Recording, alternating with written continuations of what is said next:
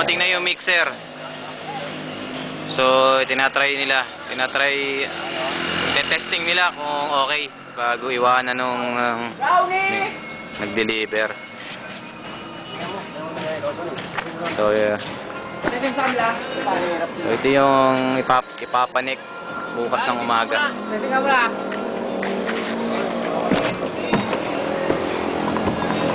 Ayan, yung mixer na yan.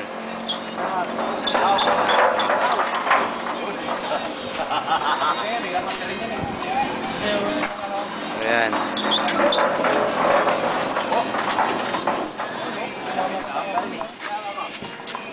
Hirapan na rin yan.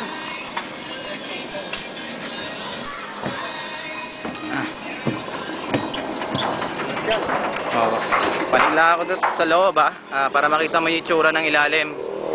So wala naman masyadong update dito. Kaya lang, makikita